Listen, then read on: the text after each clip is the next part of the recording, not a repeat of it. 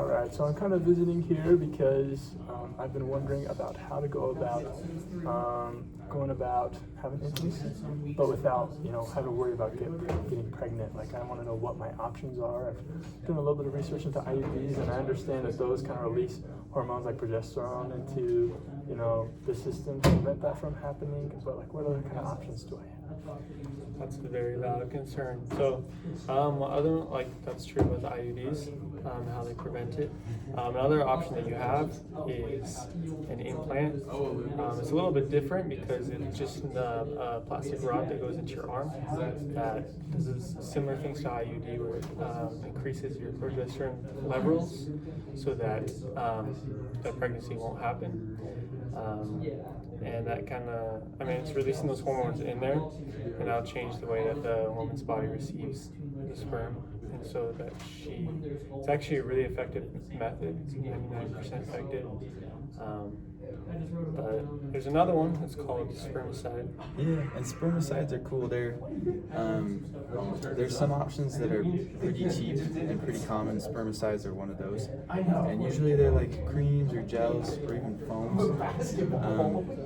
They're applied directly to the vagina, and when they're applied before intercourse, it prevents or it can kill or damage the sperms, which prevents pregnancies.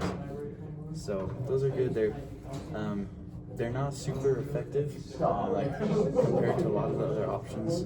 They're not great, but they're cheap and pretty easy to use. Okay, that's cool. It's good to know there's other options out there because all I knew about was the IUDs, and I know that goes right up in the uterus. I was wondering if there's other options.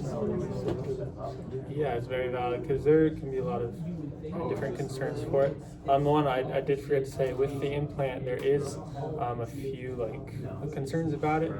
It is very effective, but also it does not prevent STIs. So that's one thing that you could look into. There's other things that you could use as well as that to make it so that you wouldn't have to worry about that. But another benefit is that it's also reversible, so that you can take out plastic. In general, most with birth control methods, there's kind of a risk with really any method you use. There's some methods that are good at preventing STIs and STDs, but for the most part, that is a worry that most people have.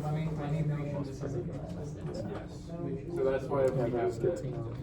So what about I'm worried about some of these methods being kind of expensive. Like, how do I do this and not break the bank?